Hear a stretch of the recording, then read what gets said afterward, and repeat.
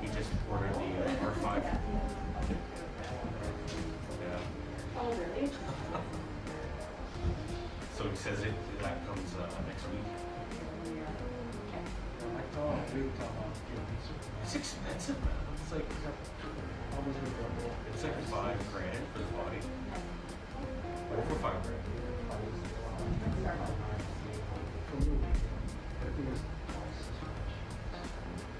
Yeah. He wants to try it out for video too. See how it works. I'll be good. Be really good.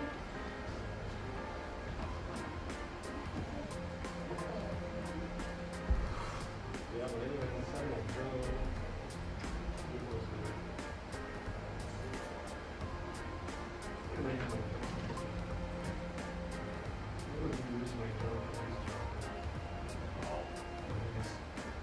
Just usually a parts of the name. No, you need to pull permits and stuff too. The last one, file flight questions and all that shit. Last one.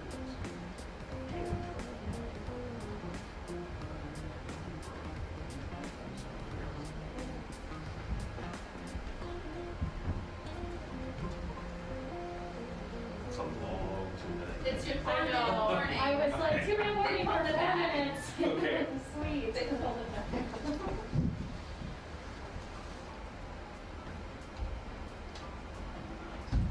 Yeah, now. Here they are. Oh,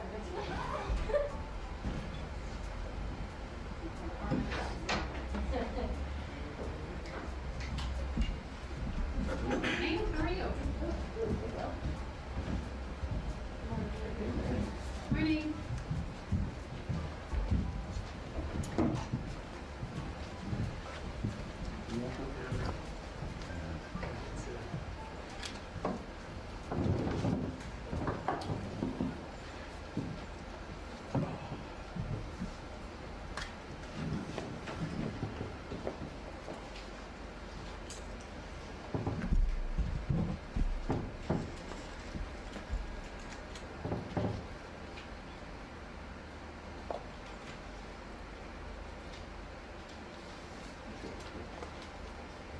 Good morning, everyone. Welcome to today's operational information update on flooding and landslide situation in BC. For today's briefing, we will have updates from Minister of Public Safety and Solicitor General Mike Farnworth and Minister of Transportation and Infrastructure Rob Fleming. We also have on hand for questions from Mark Castellan, Warning Preparedness Meteorologist with Environment and Climate Change Canada, David Campbell, Head of the River Forecast Center, Ministry of Forest, Lands and Natural Resources, Ashok Badi, Executive Director, South Coast Region, Ministry of Transportation and Infrastructure, and Paula Cousins, Regional Executive Director, Southern Interior Region, Ministry of Transportation and Infrastructure. As a reminder to you on the phone line, please press star 1 to enter the queue. We'll be limited to 1 question and 1 follow-up. I will now hand it over to Minister Farnworth. Thank you, and good morning, everyone. I'm honored to be here on the traditional territory of the Lekwungen-speaking people and the Songhees and Esquimalt First Nations. On Friday, I had the opportunity to visit flood-damaged areas to see firsthand what our province has been through. I spent time visiting the hard-hit community of Princeton, where I met with MLA Russell and Mayor Coyne, and had the opportunity to walk through impacted neighborhoods, meet with residents, and thank emergency operations staff and volunteers. The scale of the flood damage is extraordinary. It's difficult to see people's homes damaged and to hear firsthand the experiences of this disaster. But what I was struck most by is the resilience of the community, their grit and determination to come together and to recover. After not just these floods, but a devastating wildfire season as well. I saw the extensive impacts on the ground and what many British Columbians have dealt with and are continuing to deal with. Tomorrow, I will be visiting the Merritt area as well to speak with First Nation leaders and local governments. It will take time to fully recover from this flooding, but I want to reiterate that all levels of government are here to help. The province is now supporting the safe removal of debris and flood-damaged materials. This will be a coordinated approach, working with local governments, First Nation, provincial crews, and the British Columbians who've been affected. Donations have been pouring into the Canadian Red Cross, which our government and the federal government have committed to matching. As of Friday, $8.6 million has already been dispersed to evacuees through a variety of means, including the $2,000 payments announced by the province. I want to thank the Red Cross for all their support to date and their continued partnership moving forward. Given the ongoing pressures of these events, starting December 15th, flood evacuee support will shift from being managed by local governments to being supported through the Red Cross with funding from the province. While the back-end management of this evacuee support is shifting, nothing will change in the level or types of support received. The Red Cross has the required capacity and experience. The transition should be seamless, and I want to thank them for their ongoing work and support since this event began. Our government continues to work with the federal government to address the ongoing needs of impacted communities and businesses, getting resources and supports to the people that need them. I want to say thank you to all the Canadian Armed Forces personnel who provided valuable assistance over the past weeks for their hard work and dedication in difficult conditions. Starting today, some Canadian Armed Forces personnel currently engaged in the flood response will begin to transition out. However, a company of 126 troops will remain in the province based in Chilliwack to continue to support any life safety work or emergency response needs. The forces have so far provided enormous help in our communities when they needed it most. And we would not have gotten through the onslaught of heavy rains without them. With weather conditions improving and floodwaters receding dramatically in recent days, we are shifting to recovery and debris management work, which will be managed by contractors, non-governmental organizations, and a specialized contingent of BC Wildfire Service crews. There is much work that still needs to be done, and the province stands ready to help. In the days and weeks ahead, I encourage all local governments to reach out to provincial staff whenever they need assistance. We're committed to getting local governments the tools they need to recover from this emergency and keep people safe. It's heartening to see neighbors helping neighbors, volunteers stepping up, and people from across the country doing what they can to support our province during this difficult time. While there's much work ahead of us, I know we'll get there by continuing to be there for one another. While the intense storms have passed, we still face challenges in our recovery efforts because of winter conditions, including snow in many impacted areas over the weekend. I ask people to be patient and to listen to the leadership from First Nations and local governments for the latest updates. While the focus is now on recovery from the impacts of these storms, we are also fast approaching the holidays, a time when many of us gather with family and friends. Our province has been through an extremely challenging year, so being able to visit and with those closest to us is more important than ever. But I want to remind everyone to plan ahead.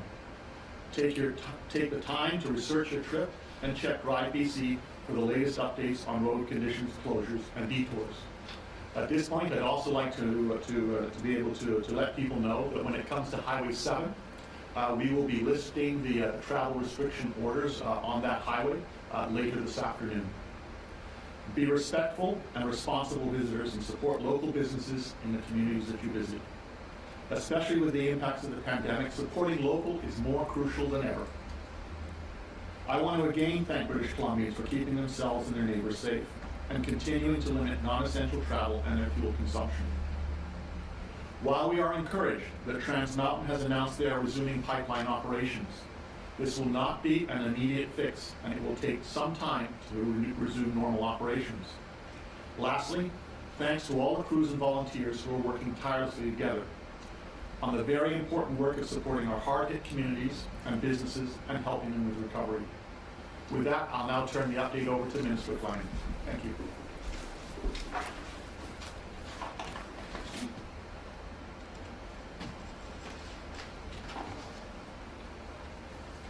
Thank you, Minister Farnworth, and good morning. On behalf of the Ministry of Transportation and Infrastructure, I'm pleased to make this update on how our ministry and our province are making good progress in repairing and returning our transportation network back to being a little more like where we were before the first storm struck just 3 weeks ago. As Minister Farnworth just reported, on Highway 7 in the Lower Mainland, some very good news for people who rely on our east-west corridors. Since Highway 1 reopened right through to Hope this past Thursday, traffic has moved very well. This means that we'll soon be able to lift the essential travel designation for Highway 7. We have commercial vehicles using Highway 1 through the Fraser Valley to eventually access the interior, so Highway 7 will be open to all general traffic with no restrictions. Later this afternoon, the precise time we will relay through an information bulletin and through other means. There's also some good news for drivers using Highway 11 north of Abbotsford. That important route connecting Abbotsford and Mission has reopened to single-lane traffic in both directions for passenger and emergency vehicles, specifically between Hazelwood Avenue and Claiborne Road. The stretch of Highway 11 south of Abbotsford has remained open, so now we once again have north-south access along the full length of Highway 11 to the U.S. border. And I want to thank people for their patience and understanding as we work to repair and reopen Highway 11. And I'd like to offer my sincere appreciation for the crews who have worked tirelessly and in fact have never stopped working over many days to get this highway and all highways back in operation in British Columbia. On Saturday, we were able to reopen Highway 99 between Pemberton and Lillooet, where a large slide struck after we closed the highway last Wednesday evening. The highway remains open only to smaller vehicles traveling for essential reasons, and as a reminder, anything larger than a cube truck is too large to be using that highway because it has sections that are very steep, winding, and narrow. A quick recap on some other highways of note. Highway 3 continues to perform fairly well, which is important because it's the lone corridor for large commercial vehicles traveling between Metro Vancouver and the rest of BC. We're still seeing too many accidents though, and we need that situation to improve. We've worked very closely with the trucking industry to try and make this route as safe and efficient as possible. We've issued detailed maps for drivers who may be unfamiliar with the road. We have new highway signage warning of steep and winding conditions. There's an enhanced winter road maintenance regime in place now, and we have greater police presence along the highway. I would like to personally thank Dave Earle with the BC Trucking Association and others within the industry who've been very constructive and helpful in working with our ministry on some of the solutions to improve Highway 3. We'll continue to look at ways to support drivers, but at the end of the day, we need all drivers to slow down, to be patient, and drive to the unique conditions of this route. On the Coquihalla, work continues around the clock. We have over 20 sites where damage occurred or washed away parts of the highway along 130 kilometers of this corridor. We remain optimistic that enough temporary repairs can be completed to allow commercial traffic on the corridor by late January. There is one very important caveat with all of this and this timeline, and that is, of course, the weather. As long as we see typical seasonal conditions, the end of January timeline is achievable. And let's not forget that typical in December weather on the Coquihalla is cold and snow, and that's what crews are facing as they work around the clock to get that essential route reopened. And I want to extend my thanks to all the workers out there. We have over 100 pieces of heavy equipment there. We have workers and crews working in very challenging weather, challenging conditions, working to reestablish these critical corridors. Over to Highway 1 Fraser Canyon. Temporary repairs continue there. 7 different sites were impacted. A temporary detour right now is being built at Tank Hill, while a temporary structure will eventually allow vehicles to cross the Nickerman Bridge, which was damaged and needs to be repaired. We're also continuing work at Jackass Mountain, where a large section of 2-lane road was completely wiped out from a landslide. We remain confident we can have temporary repairs in place to allow traffic to be moving through this area by mid-January. With respect to Highway 8 between Merritt and Spence's Bridge, we're working with the Forest Ministry to create temporary access along some of the Forest Service roads. This highway was largely destroyed by the first storm, and so there's currently no estimated time to reopen. We're making good progress creating temporary access to Curnew Bridge and the sites west of Merritt. With this temporary access, BC Hydro has been able to start work reestablishing power to some of the people living in the area who lost their electricity. Local Indigenous communities are working with us to rebuild access to the region, and there are young workers from the Noaich Indian Band helping to build dams along the Nicola River as we work together to get access for community along the Highway 8 corridor.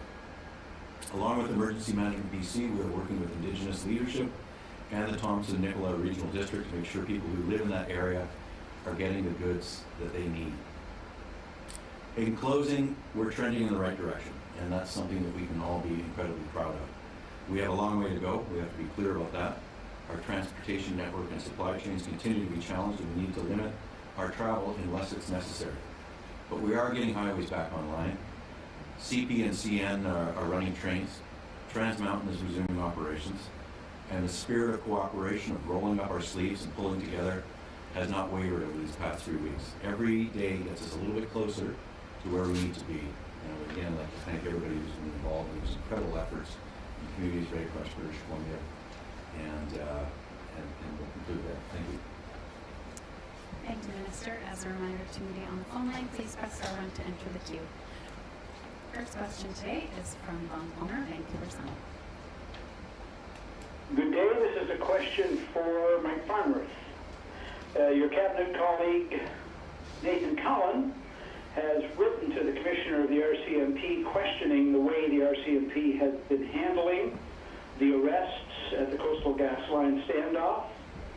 In his letter, he says he has seen a disturbing video in which 2 residents of his constituency were arrested with undue force. 2 questions for you, Minister Farnworth. Did he clear this letter with you beforehand? And second, do you think it's appropriate that a cabinet colleague says that people were arrested with undue force before there's even been an investigation of whether or not that happened? No, I was aware of the letter, and I was aware of its contents before it was sent. And in terms of the letter being sent, besides being a cabinet minister, Minister Cullen is also the MLA for the community. And as we're all aware, there's significant division within that community, and the concerns that Minister Cullen raised were issues raised by constituents of his, and he is writing on behalf of those constituents, expressing their views and those concerns. So it was appropriate for him to send that letter. Do you have a follow-up on? The letter says clearly that he doesn't say an allegation or peers or anything. He says 2 young residents in my constituency were arrested with undue force. Do you agree with that assessment of his, and do you think it's appropriate that a cabinet minister would say that? He was writing as the MLA for the area. He was communicating the concerns of his constituents, and so that's exactly what he did. Next question is from Mara Bain, CBC. This question is for Minister Farnworth. Does the restarting of the Trans Mountain pipeline change the timeline for the removal of gas restrictions for drivers on the South Coast? And could the restrictions be lifted before December 14th? So we had the restarting of the pipeline by Trans Mountain, and that is very positive news.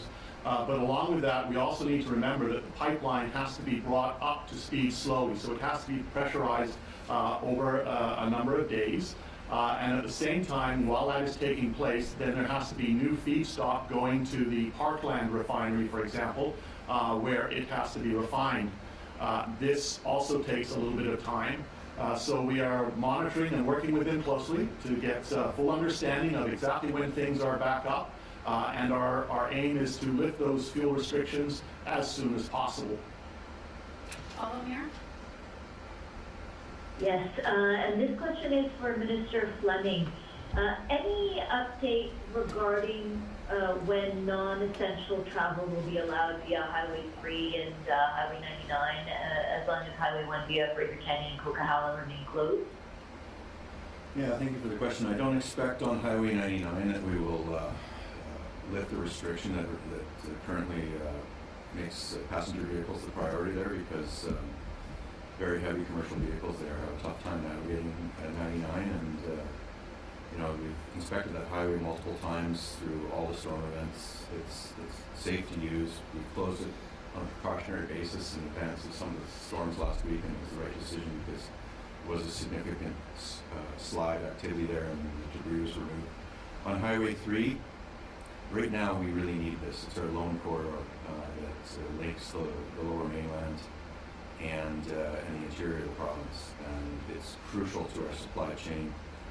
About 10,000 trucks between that route and the transit route we have negotiated with the state of Washington are both very important. But Highway 3 is by far more significant, and so we'll have an update about whether the restrictions are going to be lifted, but for now, the safest way to have it continue as a priority for our supply chain and our economy and making sure that communities have the goods that they need is to keep the travel orders in effect and prioritize commercial trucks. Rob Shaw, Check News. Just back to Mr. Farnworth on gasoline. You mentioned days to pressurize Trans Mountain and then the feedstock to Parkland. Have you spoken to Parkland in particular about how long it will take? I think it's maintained a state of readiness. So do you have a sense of how many days you mean when you say days? We put the order in place until the 14th of December to take into account these particular issues in terms of starting it up and not obviously the feedstock going to Parkland. Just so that you're at the same time, just so you're also aware, Parkland deals about 15% of the province's fuel, and the other 85% roughly comes through the Trans Mountain pipeline. At the same time, we are still sourcing fuel from Alberta, coming in by rail, and fuel coming in by barges. So in terms of the fuel supply, we're confident in that, but we just want to make sure that when we lift the order, it's when everything is in place in both TMX and on the refining side. Rob, do you have a follow-up? Sure, thanks. For Minister Fleming, could you talk to us a bit about the highway repair projects that are kind of going on here? Are you tendering sort of contracts to do this work? Are there bids out there? I know it's an emergency situation to get the roads running, but you mentioned in the past about not just repairing the roads, but upgrading them for future storms. So I just wanted to know how that is kind of brought into the tendering process to do the work that is happening now and in the future. Yeah, so a couple of things. We have made it possible to immediately address and repair damaged infrastructure, and we've used our road maintenance contractors and other companies to get labor and materials out to highways that the ones that are reopened that I've now talked about, the bigger jobs, Fraser Canyon, Highway 1, Highway 8, and the number 5 Coquihalla. We have crews working on that right now to shore up and protect and prepare for the repairs that are yet to come. We have issued requests for qualifications for companies that are interested in helping us rebuild the infrastructure. It's a shortened RFQ period, but we went to the industry and told them that this window is opening and those RFQs are able to be replied to by December 23rd. Next question is from Richard Sussman, Global News.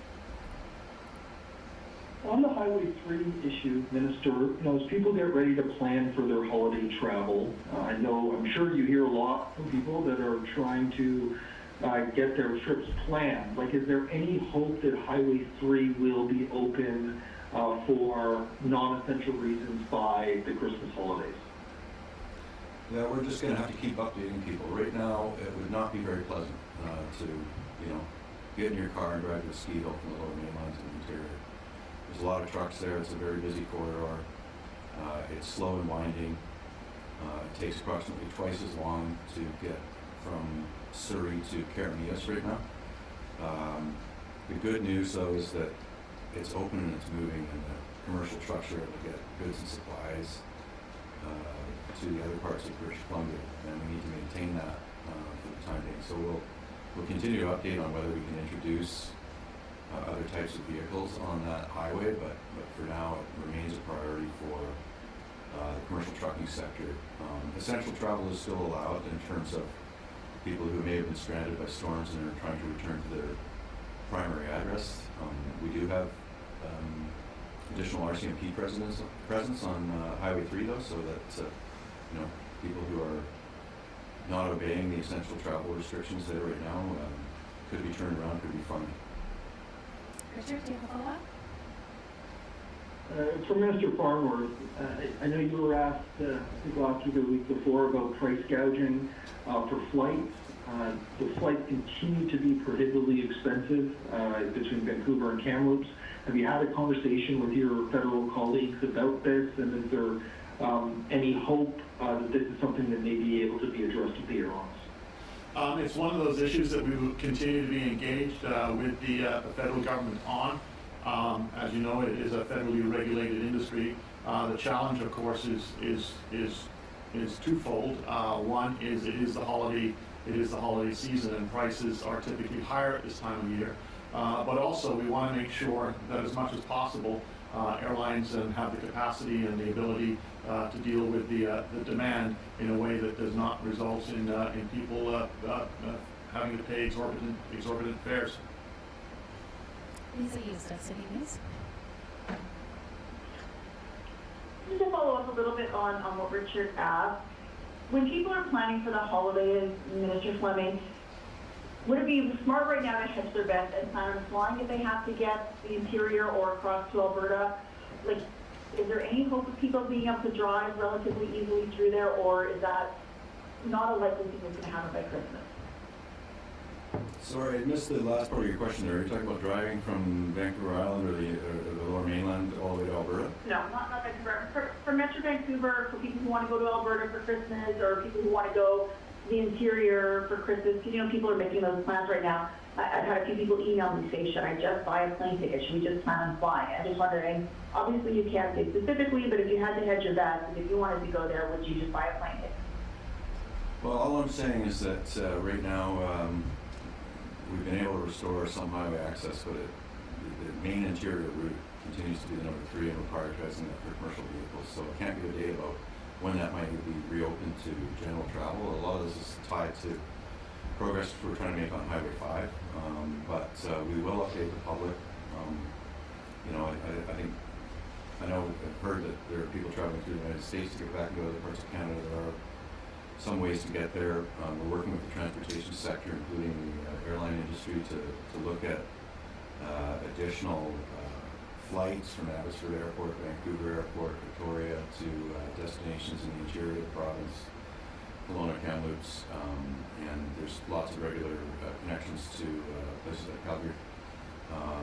The airline industry is obviously interested in seeing what kind of additional regional and holiday service they can provide, so we'll keep updating on what the industry is doing in terms of adding flights that may be able to help people with their holiday plans. Follow up, Lisa? Just a quick one to clarify with Minister Farnworth. So we'll hear around the 14th if that gas restriction is going to be extended or not. Is that correct? The order is in place until the 14th, and we are working with TMX, Trans Mountain, and monitoring the situation very closely. And I think we want to do, we will lift it as soon as we are able. The order expires on the 14th, and if we can lift it sooner, we will lift it sooner. Dirk Meisner, Canadian Press. Hi, Minister Farnworth, can you go over again what you said earlier about the military? Are most of them leaving now?